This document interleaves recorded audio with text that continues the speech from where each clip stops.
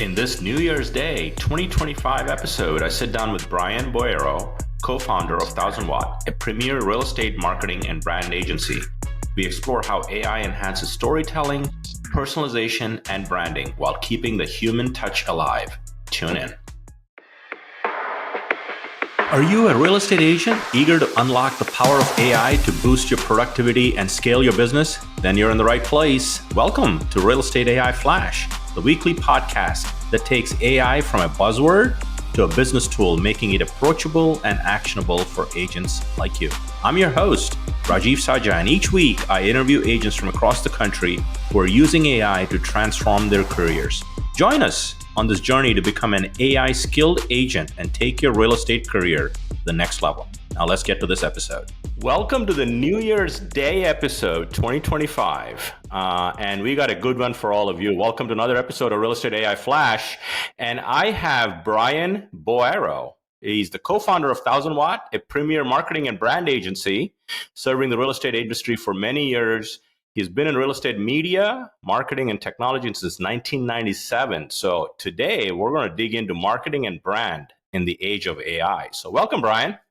Rajeev, I'm glad to be here. Thank you for having me on.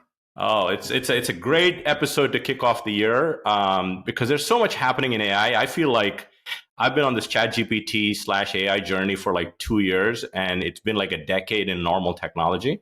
With the speed of which it's evolving. So nobody's keeping up. So I don't have FOMO with all this stuff, you know? Yeah. But I think it has some meaning to how we embrace it responsibly. And I really wanted to dig into your marketing brain. But before we begin, there's not a person that's listening to this show that doesn't know Brian. But in case they don't know Brian, I'd love for you to sort of give us your backstory and bring us to today into how you got into real estate and the whole thing. Sure. So as you noted, I've been around this business since 1997, which, God, I can't believe that. And I got into it by happenstance. I didn't plan on it. I've never sold real estate, never run a real estate brokerage. But I got into it by joining Brad Inman. It was then Inman News, Inman.com was a new venture in 1997. Joined him there, eventually became president of Inman, and the rest is kind of history. I've been around this industry as a marketer, a technology person in media, and I love it. I'm still not bored after 27 years. That's awesome. And your wife is a real estate agent, correct? My wife is a real estate agent, so the only time I am not thinking or talking about real estate is the 6 to 8 hours I sleep every night. Well, you're the perfect guy for the show, for sure.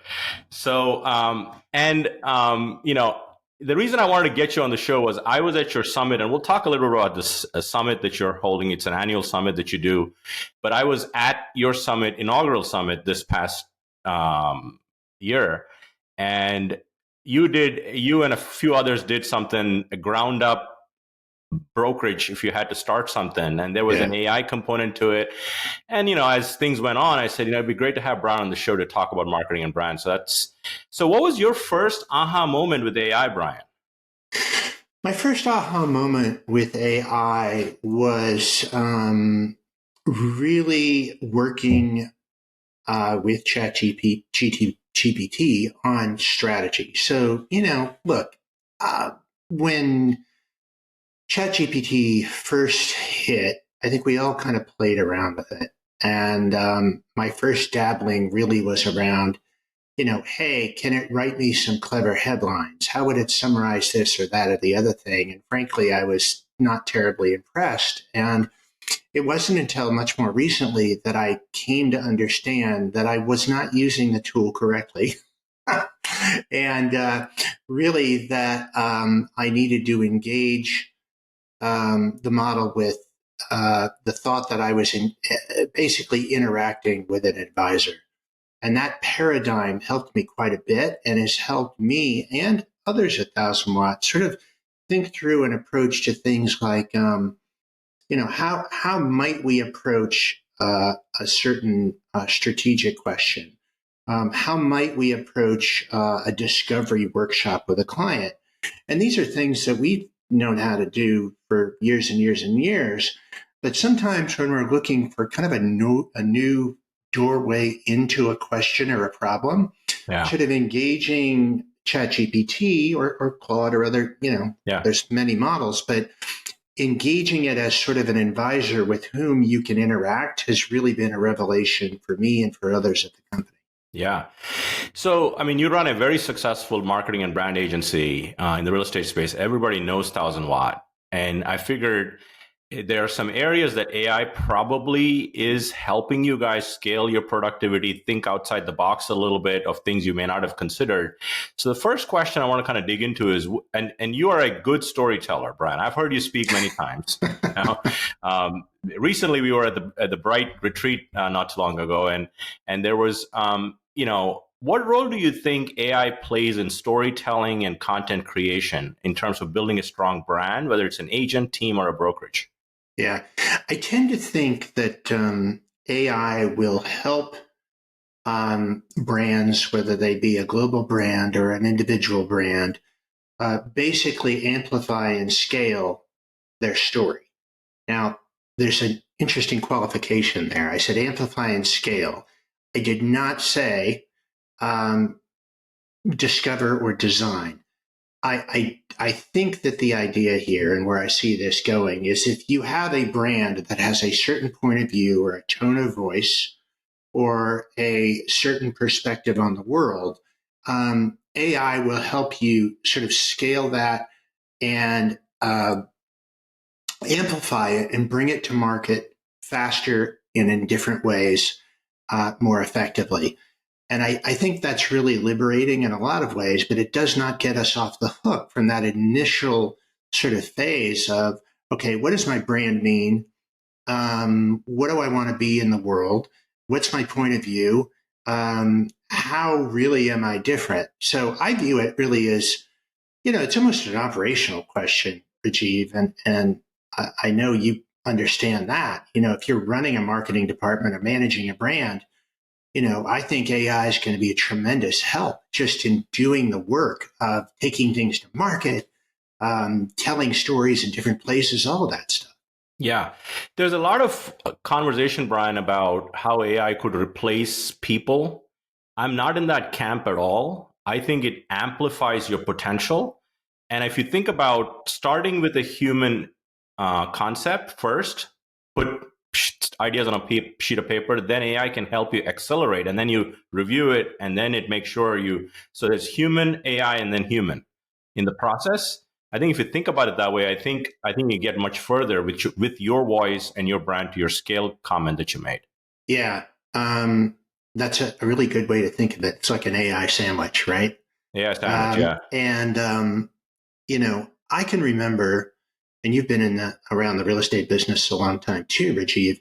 I can remember even in the late 90s, way back when, people would say, well, technology is not going to replace realtors. Realtors with technology are going to be replacing realtors. And you could still say that you could say the same thing today about AI. And the reality is we have more realtors in the United States of America than we did 25 years ago. So I don't see some sort of mass disintermediation or extinction event. What I'm hoping actually, though, is that we will see those who are capable and who implement these tools that are now in front of us. I hope they win more market share because they're just able to spend more time, doing the thing they do best and using AI in their operation. Yeah. I recently had an episode with Charles Netter. He's in the Connecticut area, $100 million team with 15 people. And he said he's embraced certain components of AI in his workflow. And he said, I can see myself doing twice that business with the same team. Totally. Because operationally, to your point, he knows when to use AI and when not to. And so that kind of leads me into the next question is, how do you balance leveraging AI? I feel like, you know this better than anybody, that people do business with people and not brands sometimes. Yeah, brand have a way to kind of pull you in with their messaging.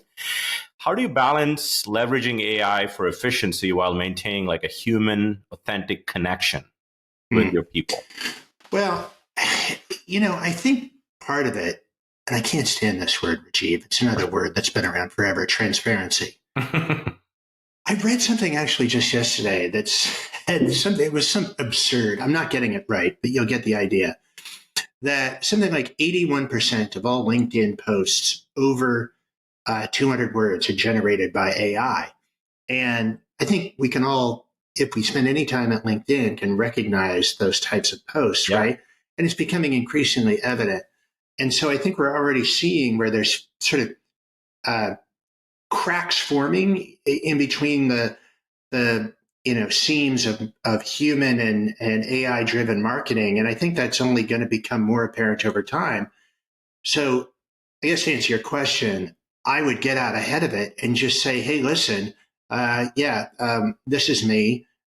This is, my authentic voice. This is not created with AI. And then also to be really clear about how and where you use AI in your business, because I think people will appreciate that. Yeah. Instead of pretending to be a human, sounds to me like it's better to just say, this is how we deploy AI. And this is where you will experience AI when working with us or encountering our brand. Yeah, for sure. I've always believed that we're still very early in this AI journey for most agents that are listening to this podcast. There will be a separation season, and to your point, when you go online, I can call out an AI post from a mile, right? Because it has like emojis. People haven't. It's not their voice. You know how they did it before. Now that, and I think to that point, they've not really learned and mastered how to use AI to make sure it is. And I have this simple definition. If AI can write for you and nobody knows the difference, you know how to use AI well. Yeah. Right. And there's, when to use it, when not to use it. Right. So to your point, I think defining where you use it and where you don't and making that transparent to a certain degree, I think is a great place to start. Yeah. So anything else you want to add on that, Brian? No, I just think I'm with you. It's very early days. And, I get asked about it a lot. And the first thing I say is sometimes, by real estate agents, brokers, team leads. And the first thing I say is this is absolutely not a fad. And I am as skeptical as anybody around this business. I've seen us in real estate gravitate towards every shiny object up to and including Pokemon Go. You remember that? We all got obsessed with that for about 6 months. We got all jazzed about the metaverse and started, prognosticating about how many billions of real estate we'd sell in the metaverse. And like it kind of came and went. This, I feel, is absolutely different. And it's kind of an exciting moment. Yeah. And I always say this, for me, at least in my lifetime, there's been 3 transformative moments, technological moments. One was the internet, smartphone, and now AI. For sure. In that sense. And I agree with you. I think we're still early. Everybody's trying to figure it out. Yeah. So how can AI help? I mean, real estate agents obviously are trying to create a brand for themselves, separate themselves from, quite frankly, we probably have too many realtors, right? We all can say. And I think that the cream will rise to the top and more professionals winning more business, to your point from earlier.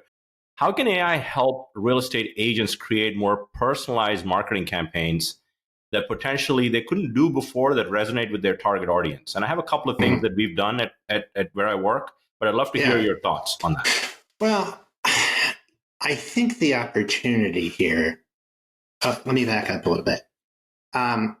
Marketing in the real estate business is a look around thing, right? Whether you're in the agent side, brokerage side, or your team lead, you kind of look around and see what other people are doing who are successful, and then you do that. And the opportunity that AI presents to us is maybe to kind of start to look inward. And if we engage with AI sort of in this role of an advisor with whom we can have a dialogue and tease out and develop ideas and tactics and strategies that are unique to us, then I think that is an opportunity for the really thoughtful practitioner to stand out, as opposed to just saying, well, I see somebody over here doing X or Y on YouTube or Instagram Reels or with their email marketing. I need to do exactly that.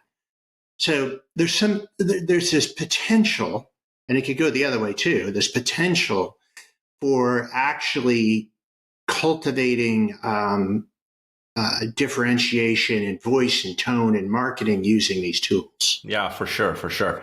And that brings me to some of the research that you guys have done. There's a little plug for some of the work that 1000 Watt does for the industry. We're a member of the 1000 Watt membership, and you can learn more. I'll put a link in the show notes, 1000watt.net. And what I love about the research, it's all grounded in consumer research and data, which is so sorely needed in the industry today with everything going on. So if you're not a member, I would urge you to consider that to learn more. Anything else you want to add to that? I know you have office hours that happens, Facebook groups, the whole thing. So the whole idea is based on this belief that we have that marketing really starts with listening. And generally speaking, as an industry, even though there's been research from NAR and folks like Zillow do some research, we have not done a good job of methodically listening to the people who, at the end of the day, decide whether or not we get to stay in business. So the whole idea with the membership product is to develop research that is original, maybe asking questions that are not asked before, spin out ideas based on that research, and then actually sort of develop them into tactics, not like a copy and paste type of deal, but like take the idea based on the research and turn it into something that somebody can adapt to their brand and their marketplace. And that's really the process of marketing, right? Yeah. It's listen, do your homework, your research, hypothesize, generate ideas that you want to test out, then test them and repeat that process. Yeah. So that's the idea. Yeah, and we're doing that. We're in the midst of doing that now with your 2000 homeowner research that you just published. And we find there's an awareness deficit in certain areas that consumers don't have. Yeah. Just like there's an AI awareness deficit, there's a consumer awareness deficit. For sure. And we're doing stuff to kind of increase an awareness campaign to bridge that deficit. So we do hold our fiduciary responsibility. So great research. Check it out at 1000watt.net. Membership. And then the other two things that I really want to call out, I was earlier last year, June, I think, you had your first marketing and brand summit in Dallas at that fun place. I forget the name of it now, but Gillies. Yes, Gillies. And it was my first time, and I didn't know what to expect. Obviously, I hold you guys in high regard, and I walked away with some tremendous ideas. And it was put together so well. It was not vendor heavy. It was really adding value to people that are attending it. And I can't wait to come back this year again in June. So if you're in marketing, a real estate agent, a marketing director listening to this, I would encourage you to consider coming to Summit, which is their conference that's happening in June. And you can find that as well. It is April 8 and 9. There you go. April 9th is my birthday, Brian. So okay. Well, we did it in Dallas in June last year, and we didn't get many complaints. But the one we got was, "Oh my God, it's 100 degrees here. Right. Please." So we decided to do it earlier. That's perfect. And if you're coming, I'm leading an AI workshop at Summit. So that's a little icing on the cake, and I'm sure we're going to get into that as well. So, well, that's part of the cake itself, not just the icing, Rajeev. The cake is what happens on the main stage, Brian. No, I'm coming for the cake. Yeah, no. As your listeners know, you know what you're doing, and you're excellent at connecting a lot of these dots. So we're really thrilled to have you. Yeah, it's going to be fun. I can't wait. And if you're also, the other one that I want to promote is you guys have a really good newsletter called The Dose. And that you can go, it's a free newsletter. You can subscribe to it. So you can get into the minds of Brian and his entire team about how they write and telling a story as well. So anything else you want to add on AI before I get to my closing questions, Brian? No, go for it. Yeah. So, there's a lot of noise that has happened last year, some that was imposed upon us with this NAR settlement, the whole thing that happened. So if looking back at your 27 years in real estate, almost to 1997, what advice would you give an agent starting today if they want to build their real estate brand? It's a big question, but develop a point of view. And what I mean by that is there are too many real estate agents. There's still 1.5 million. It's really tough. There's not enough inventory. So there are too many people chasing too few deals. It's really, really tough. And so what the impulse is for many, many new agents is to cast their net as widely as possible and be everything to everybody, which is exactly the opposite of what they should be doing, in my opinion. Yeah. And it's hard to do that. It's hard to focus and it's hard to say what you stand for and to have a point of view out of the gate. And so what I sometimes encourage people to do who are just starting in the business is to really look inward and think about what they are uniquely prepared to deliver to the marketplace that they think isn't evident through the services of the agents they know. In other words, when you look at the real estate industry, what problem are you solving? Or what sort of better world of real estate are you here to make possible?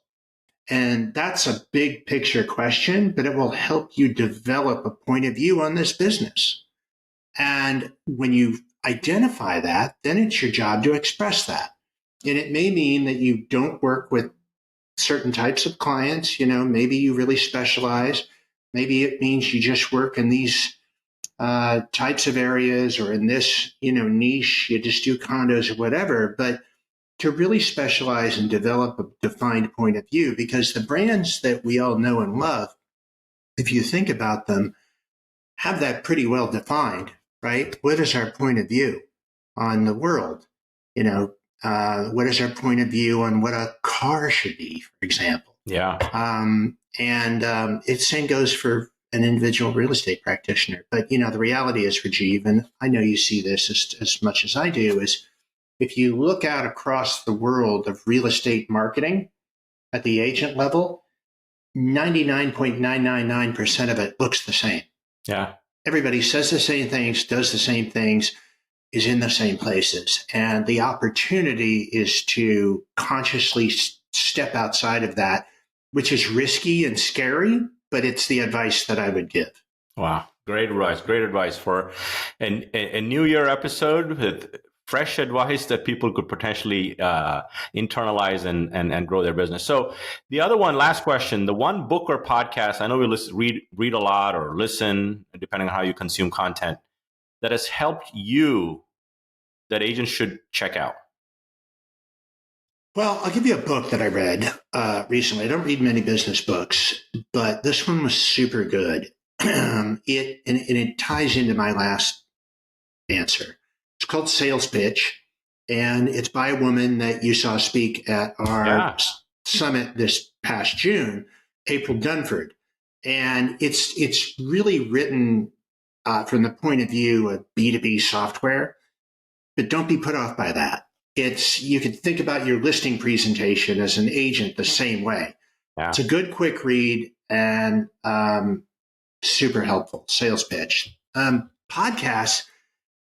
Well, I have gone way down this rabbit hole in this podcast called The Rest is History. A history podcast. And I got into it because they did this multi-part series on the French Revolution, and it's absolutely fascinating. And I guess it's relevant. And I make these connections because you are able to look retrospectively at people's thought processes and tactics and strategies.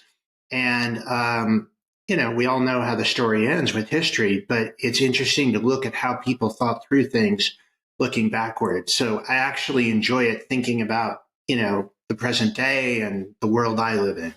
Yeah, no, I appreciate those are sales pitch. I made a note of it. I haven't gotten it yet, but this is an impetus for me to get the book. It's super good. Yeah. So thank you, Brian. First of all, I want to thank you for your contributions to real estate, and anytime I hear you speak, you always make me think outside the box and think a little different and not have the group thing going on. So appreciate all the contributions for you and your firm, 1000 Watt. For helping agents and brands like many companies that are brokers that are listening to our show to reinvent themselves to be relevant and thrive in the new year. Well, Rajeev, thank you for that. And thank you for having me on. And thank you for getting out in front of all this and leading on it. And you do a great job. So thank you for doing what you do. I appreciate that, and wish you a happy new year, Brian. And yes. Cheers to a super 2025. And if I don't see you before, definitely I'll see you at Summit in June. Absolutely. April. Exactly. Thank you, Rajeev. Have a good one. All right. Bye-bye. You made it to the end. Nice. My goal with this podcast is to elevate your AI skills every week. If you found value in the show, your goal is to follow, share with a fellow agent, subscribe to our YouTube channel, and leave us a review, as it helps us reach more agents like you.